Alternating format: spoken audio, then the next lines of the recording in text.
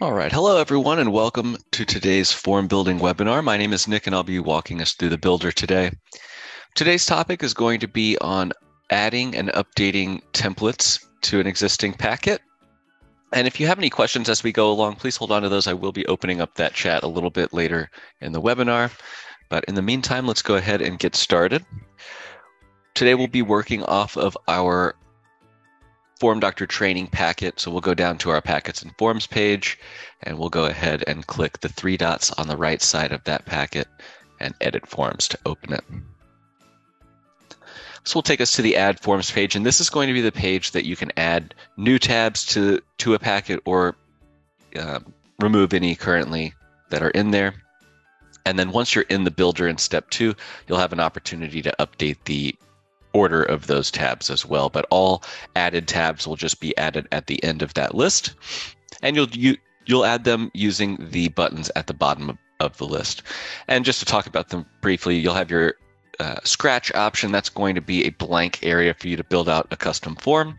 The template will import a pre-built template that you will be able to update as you like, or if that's good to go for you, you can just go ahead and use that. The import form option will import a duplicate copy of any form that already exists in your account in any other packet. And then, of course, the convert file option will be available for all pro and higher plan accounts. This will allow you to upload a document to have built by our team. We do charge $10 per page, but our team will build that for you and publish it. And if you have the form builder notifications on in your My Account section, then you'll be notified as soon as they publish it. But since we're talking about templates today, we'll go ahead and add one to our packet here. We'll go ahead and click that template button. It will take you to the template library.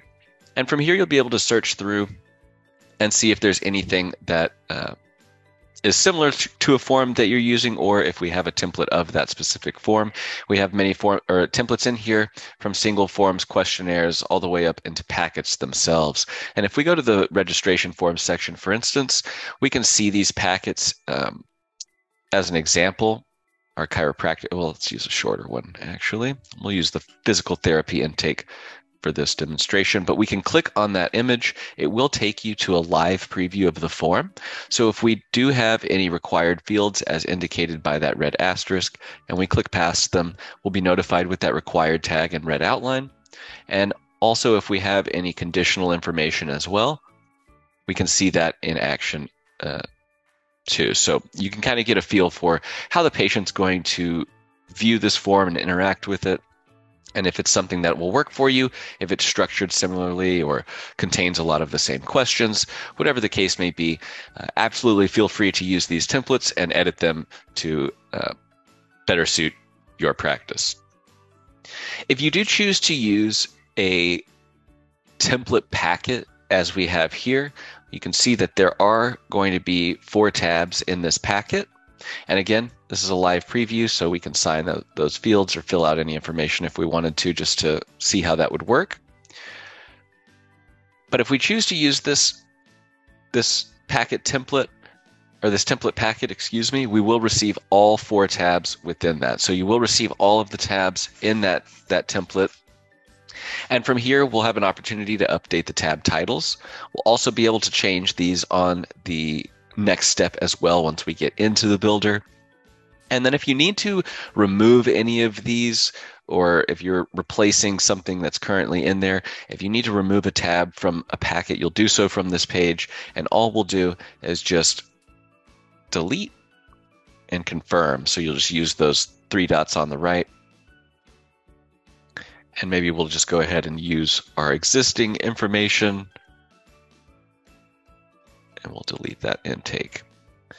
And now we'll just want to reorder these packets so that our uploads page is at the end. And we always recommend putting that uploads page, if you are collecting images from your patient with that card photo upload widget, we always recommend putting those at the end of the packet, simply because when they are displayed, it can depending on how you're collecting that information, it can interfere with the formatting of the rest of the document, just because it will be 2 large images in the middle of that page. So we always just recommend putting those at the end. And if you're looking to update the order of a packet, all you're going to need to do is select the tab you want to move, which in this case is our upload cards page. And then we're just going to use the left or right arrows on either side of that tab title to move it up or down in the order. So we'll go ahead and move this all the way back. And then if you need to update the tab titles, I mentioned you could also do that here as well. So if you come to this page, you can just update this here. That will be that tab title. And you can also update that information here just by clicking those three dots and editing that name. We'll go back to the builder. And the builder is going to be where you can come in and update the information on the forms themselves. And if you need to update any of the elements, for instance, we can go to our medical history form. If we need to update any of these elements, maybe we want to put them into a column or format it a little bit so that it takes up less room, we can do so from here. So we'll just, since I mentioned the column, we'll go ahead and drag and drop a column widget up at the top there. And then we'll just pull all of these fields into that column. So we'll pull our family physician, referring physician, our date,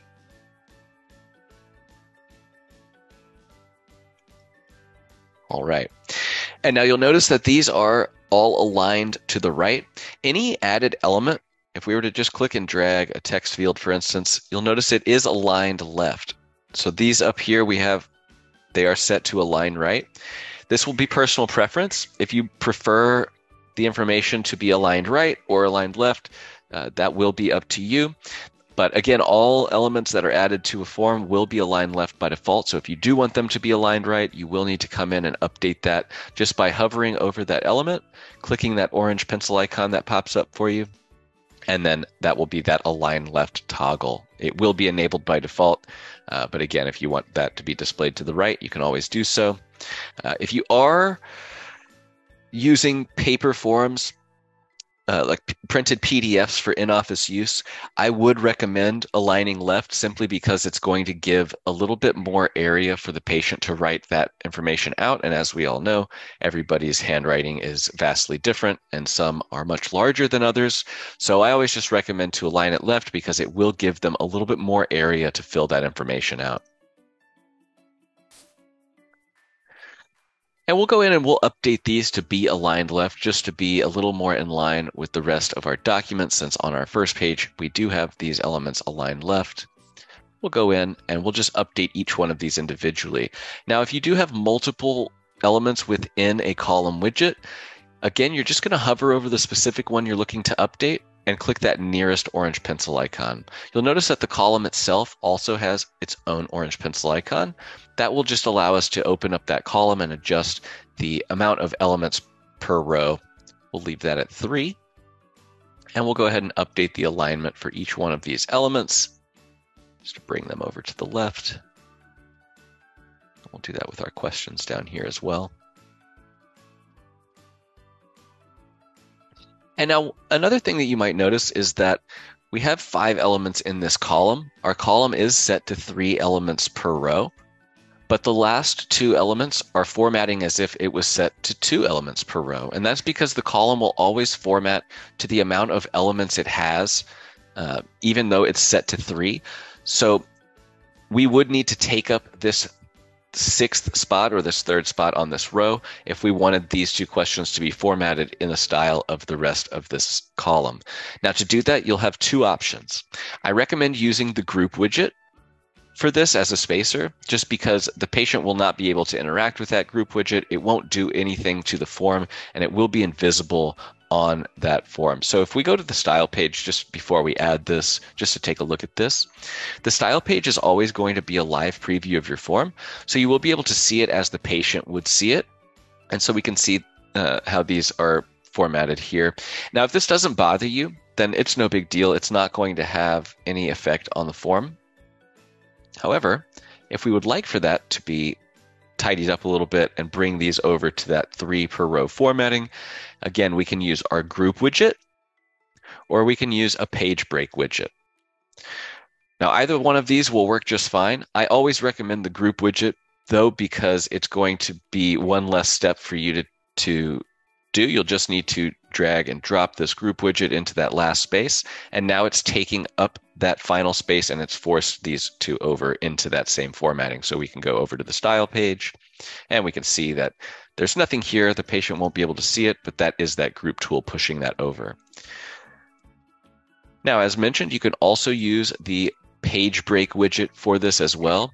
But I always recommend the group widget because if you forget to turn off these toggles for the page break widget, these will always be on by default when you add a page break widget. You'll have the show line, which will show that line, as we can see here. So you'll want to toggle off the show line. And you'll also want to make sure to toggle off that use as page break option.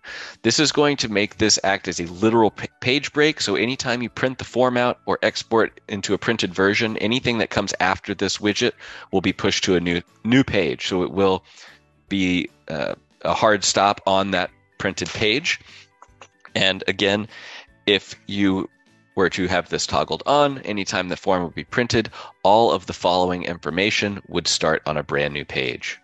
So we're going to want to make sure to toggle off both of these options if we're going to be using the page break as a spacer.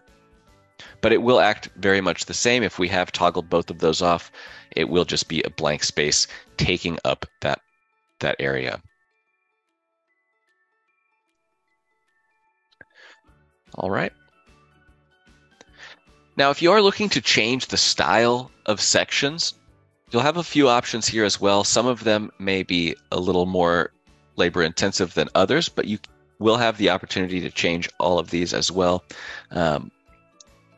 If you don't need, a large text field here, maybe it's just a normal text field. What I would just recommend doing is just adding that other text field, and then we can just copy and paste this information over and delete out that large text field. We'll turn that into a small one. And you can add a placeholder here if you would like to take up that spot. You don't necessarily need to. We'll just put list. And then for a section like this, this is set up in a single checkbox format. Now, all that means is that each one of these options is going to be its own widget. And these are set up this way simply because they all have conditional information, as it's going to be asking for extra information whenever something has been selected. And whenever all of your options have conditional information, we do recommend setting it up this way as the single checkbox section, because all conditional information is going to be presented directly beneath the widget that it is associated with. And just to demonstrate what I mean by that, your other option in setting up a section like this, a review of systems, or whatever that may be, anything that would require multiple selections, we usually would recommend using that multiple checkboxes widget. This will keep all of that information as a single widget. You'll also be able to format this information as well by using that show as columns toggle. This will give you that columns functionality, allowing you to go up to 9 answer choices per row. But you can also format that if you would like that to look a little bit nicer as well. You'll have that option. Now, the only drawback for this is if each one of these widgets has each one of these answer choices has conditional information, you will need to be very specific about what that is referring to. So if this was, say, cancer, and then your second option was diabetes, or something that you may need to collect extra information of, we could have this asking for the type of both of these. But depending on how many answers you have and what all information you need to collect from them, it may make more sense to build that out in that single checkbox style, because if we go to our style page and we go to test that functionality again, we can see with the single checkbox style, it will take up more room than the multiple checkboxes widget. However, it's going to look much nicer for you on those printed documents because all conditional information is going to be printed out on those on each form. So any conditional information will be presented automatically because obviously the patient won't be able to dynamically choose those as they're going through a paper form. So those will be displayed just beneath each widget. For the multiple checkboxes, as it is a single widget with multiple answer selections, each one of those that have conditional information is going to add that at the bottom of the widget. So you can see if each one of these has conditional information and they're all selected, that can really push that form out and make it a bit longer. Also, too, again, all conditional information is printed on a blank PDF. So these would all be presented in this format, and there, you wouldn't really have a way to format those answer selections any more than them just being displayed from that widget. And again, that's because this is a single widget. So all of that conditional information is going to be presented directly beneath that. So in those situations when you do have multiple conditional questions coming after an answer selection, if this does not bother you, then I would just recommend specifying the type. So you can see here we have type and type. So they may not know exactly what they're answering. These are the first two, so it would be pretty clear here. But if this is all asking for a type, you would want to specify that simply because, oh, internet's acting up a little bit. You would want to specify that simply because the patient may not know what they're responding to. So just be careful about that while you're building those out as well. And just know, again, it's all going to be printed on those blank PDFs. So I always recommend to build them out in the single checkbox style. If they don't have any conditional information, absolutely recommend going with the multiple checkboxes. You can also use the multi-select options, which will function exactly the same as the multiple checkboxes. However, you will not be able to adjust the formatting of the answer selections. It will just format to save as much space as possible. And each one of these buttons will grow out to fit that answer selection text for you. All right. Now, if you need to move or cut up one of these forms, maybe we don't need all of this information and you're just wanting one of these sections or something like that, what we can do is just delete these out, or if you wanted to move them to another tab or something like that to use them elsewhere, you can absolutely do so. And so just to demonstrate that, we're going to go ahead and go back to our add page, and we're going to add a scratch tab. And we'll title it scratch, just so we know, even though it will be quite obvious. We'll go back to our builder and we can go take a look at that scratch tab. Again, this is going to be just a blank area for us to build out a custom form or to move whatever we might need over here. A scratch tab will always come with a patient name widget by default. That's simply because the patient name widget is going to be necessary at least once in each packet, because the name that's entered into that patient name widget in the first and last name fields, that's the name that this submission is going to be logged under when it comes back to you on the send and receive page. So it's very important to only use this widget to collect the name of the patient or the person whose information you're intending to store that under.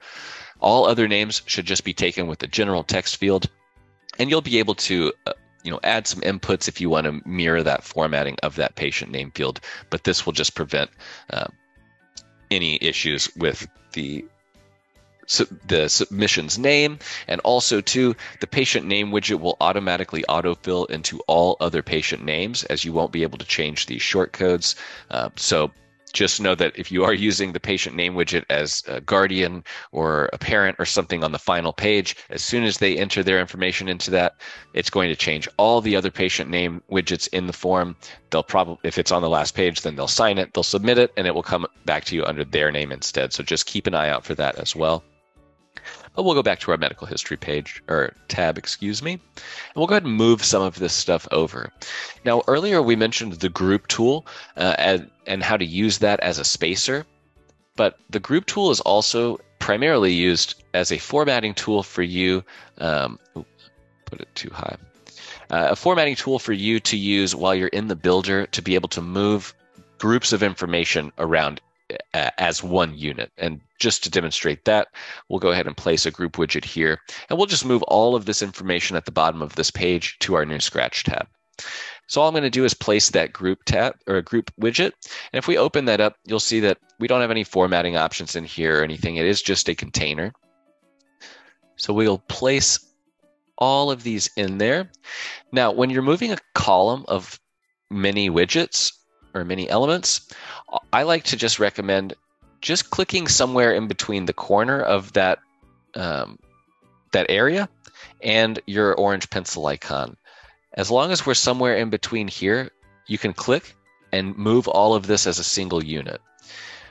Also too, once we have clicked that and we're holding it, clicking and dragging, these three dots that are right here, that go away as soon as I hover over it, those are going to be your point of impact. That's going to be essentially your cursor whenever you are moving that. So to move all of this information into that group widget, we're just going to go until that middle dot has crossed that line into our group.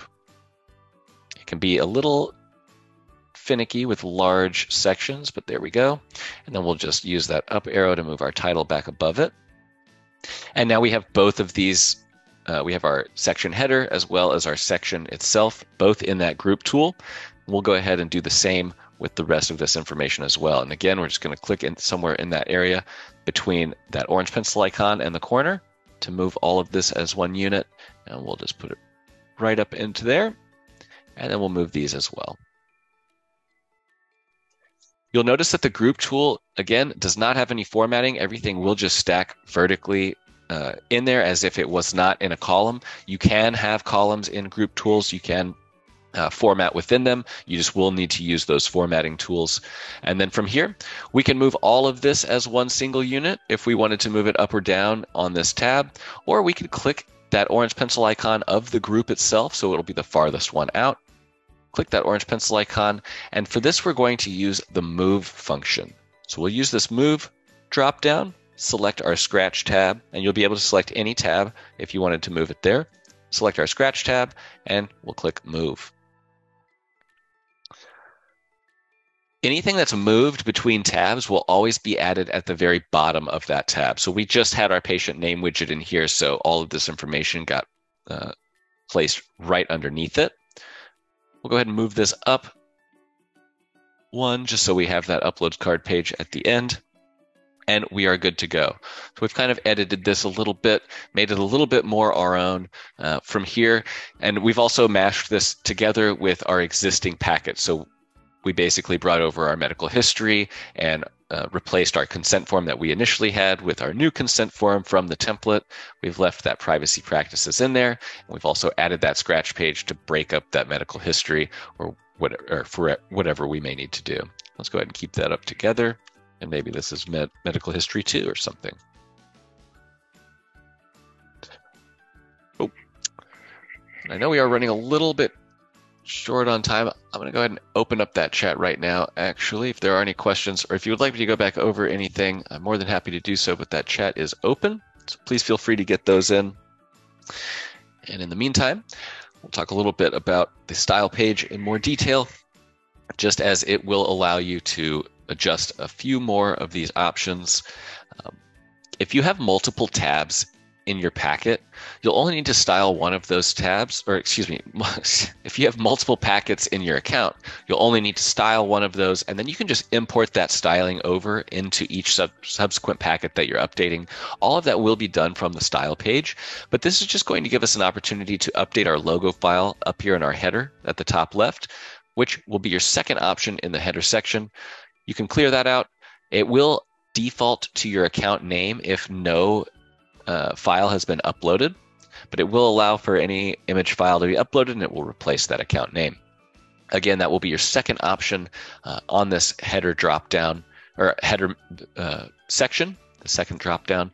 And you can also toggle off that header if you do not want it to be there. If you are embedding these forms on your website or something like that, I've seen some that prefer not to have that header information in there, so you can always toggle that off as well. Updating the background color will be in its own section. If you do know that hex key that you would like to use here, you can just enter that directly, or if you would just rather use the color picker to slide around and find something that looks good with that uploaded image, that works as well. You'll also be able to update the color of the selection right here, as it is defaulting to black. We'll look at option selected color for that one. Maybe we want that to be red or something instead, and that can change that there. Option color can also be updated. We wanted that to be black or something like that.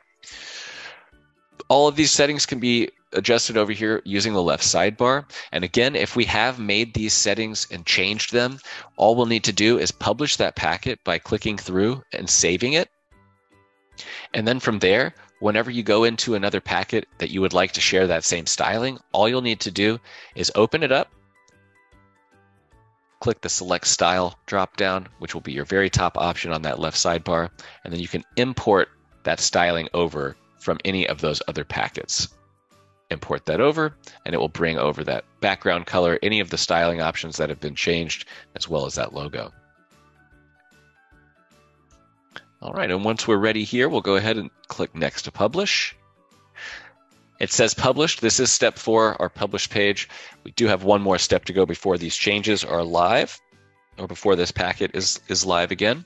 This is just going to give us one last opportunity to update our packet title or collect any of the other information from this list that we might need for this packet. Once we're ready, My Account down at the bottom right or the Finish Building Go to My Account buttons. Either one of these is going to take you right back to that Send and Receive page.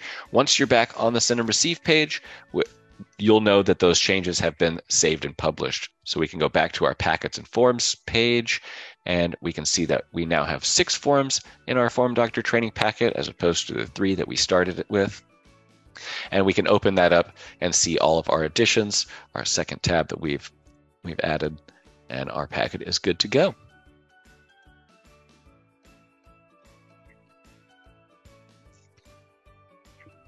All right, it does not look like we have any questions today, and just right on time as well. That will conclude today's form building webinar. And just as a reminder, we do host these form building webinars every Tuesday and Thursday at 11:30 a.m. Pacific time.